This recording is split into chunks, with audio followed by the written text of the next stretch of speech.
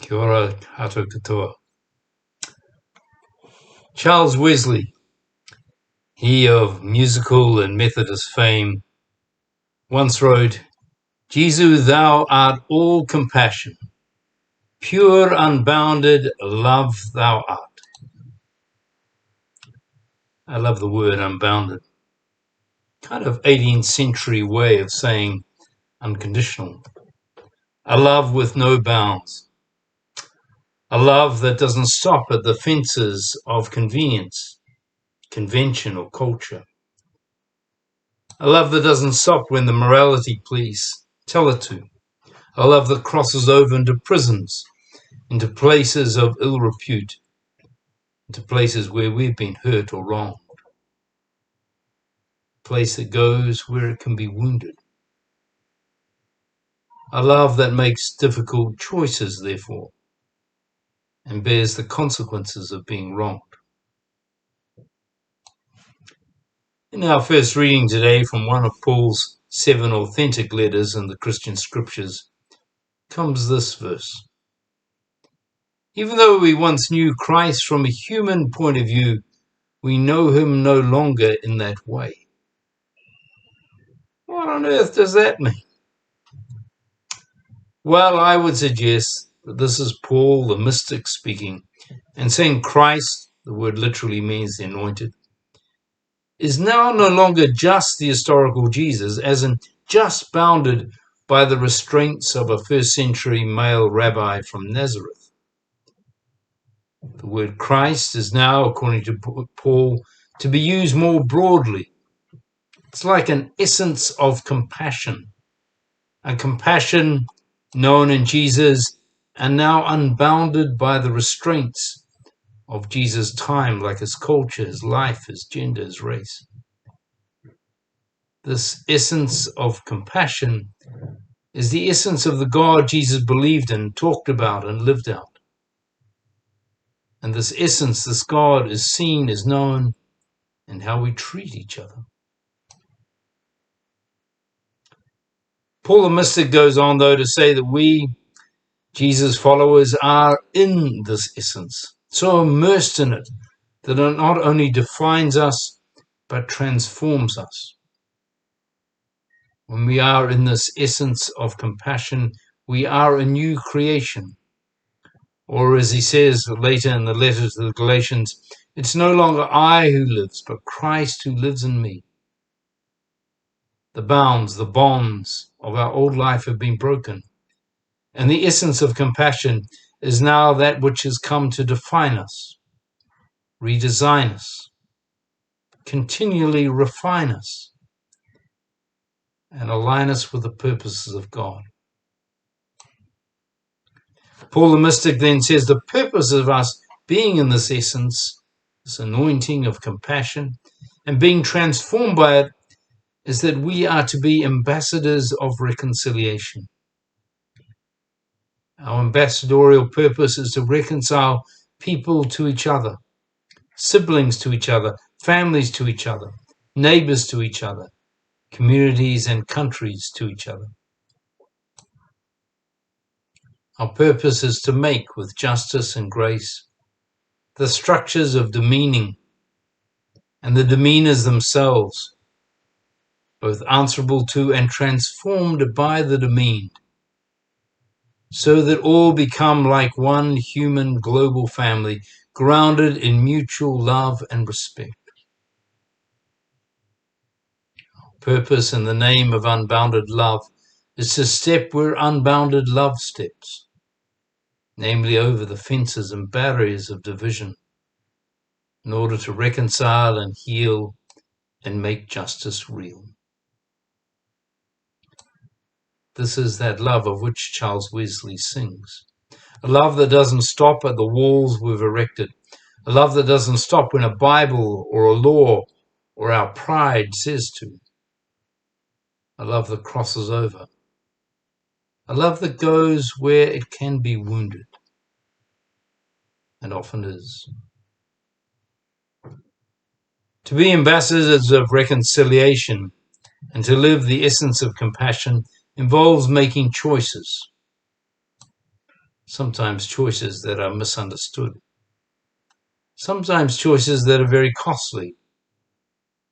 Just because we're motivated by love doesn't mean it's going to be easy. And our second reading today tells us a story about reconciliation and uneasy love. The parable of the prodigal son is not really about the son, that is to say, the younger son.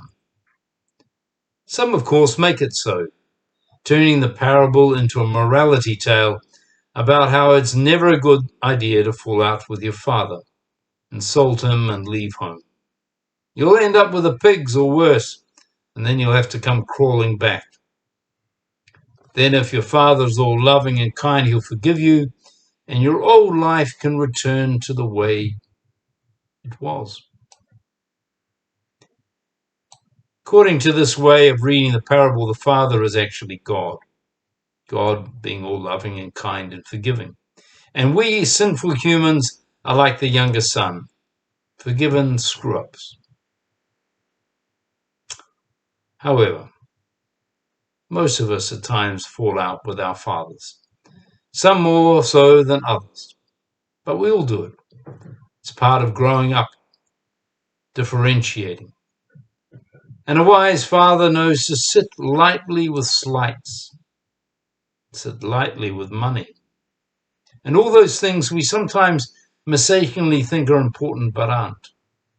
A wise father knows to sit tightly with just one thing, the flickering flame of a relationship, and to guard that flame from all the ill and misguided winds that might seek to extinguish it.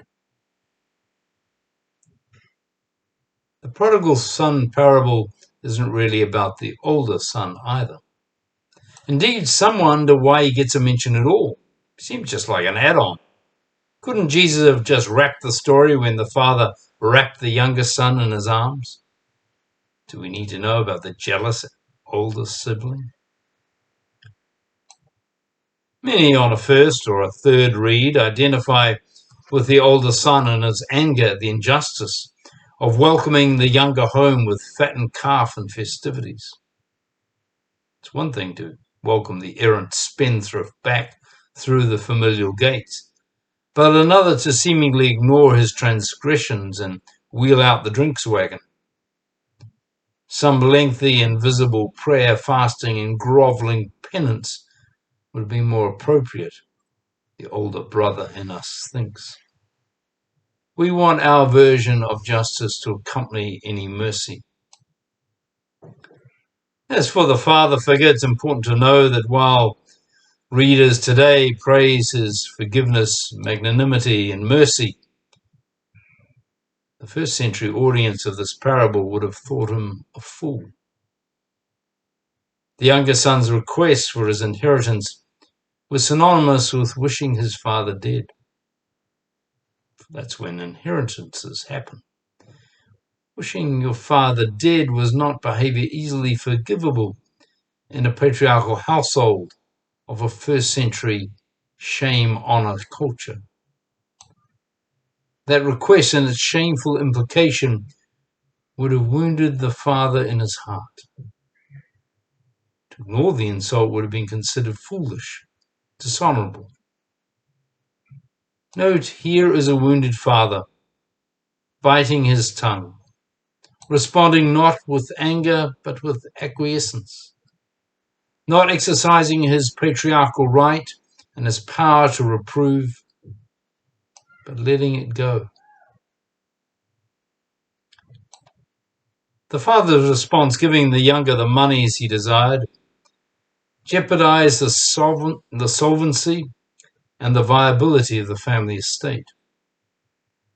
This estate would have provided for not just the father's nuclear family, but an extended family, including laborers and servants.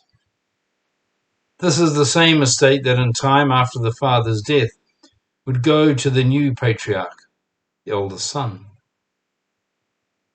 To threaten all this for the momentary well-being of the younger son was irresponsible.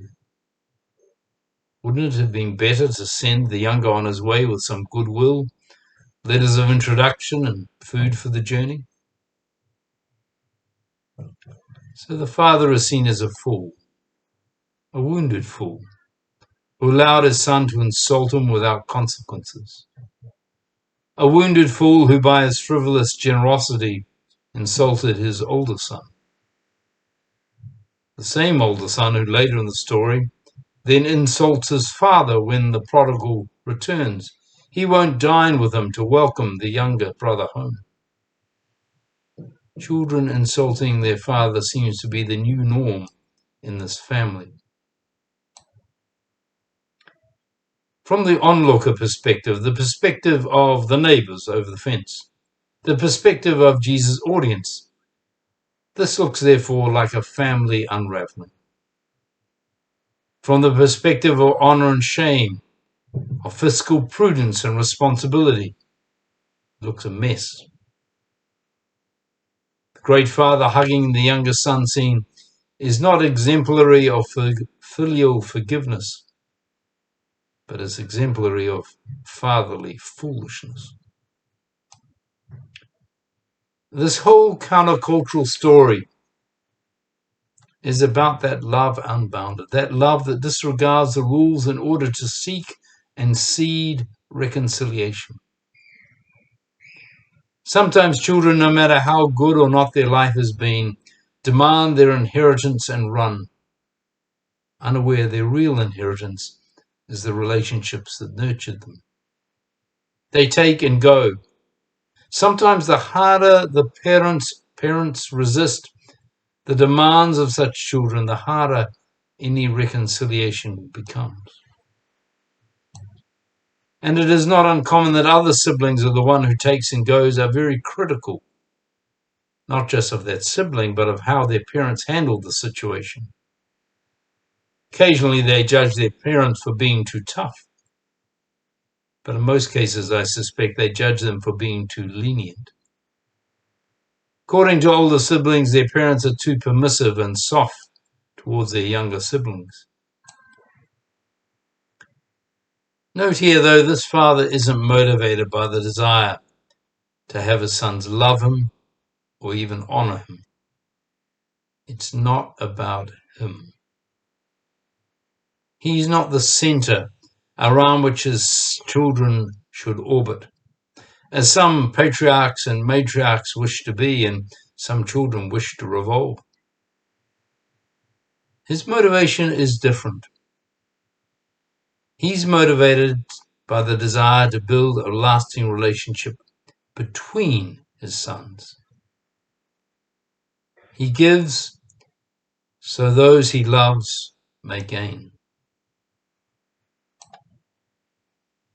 When the younger brother left, the possibility of irreparable damage in the relationship with the older brother was immense. Lots of blame for lots of things over lots of years could have been directed by the older towards the younger. They might never have reconciled. When the younger returned, it was important that he be restored, made to feel like an insider, not like the outsider he told himself he was. There were reasons the younger had taken off. Feelings inside himself, feelings of being restricted, not being his own person. In breaking out of the family compound, he'd done a lot of damage, chiefly to himself. His father knew that and wanted to reset the younger son's self-understanding and self-worth. When the older brother refused to eat with the father, instead of smarting from the insult and responding with some patriarchal edict, the father goes to him and shames himself by pleading with the elder son, saying, "All I have is yours." In an honor-shame culture, the father again, like in giving the younger an inheritance, like in welcoming the younger back with no reprimand, here again in pleading with the older son rather than reproving, the father chooses the path of shame. in order to bring reconciliation into the family, to restore fraternal love and respect, the father walks the path of shame, bearing the insults in his body and soul, and not responding in kind. Did the father succeed? Is this shame recipe for family harmony one that works? Did the brothers, especially after the father's death, love each other or simply get on? The parable doesn't tell us. There's no resurrection, happily ever after scene.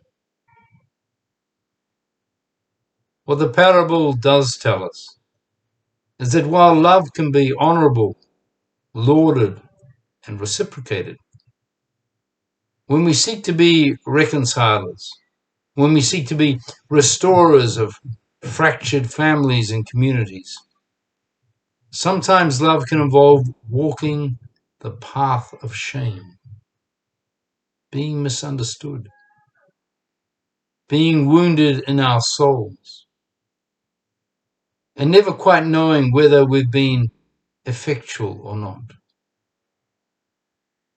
Being all compassion, being unbounded love is not easy.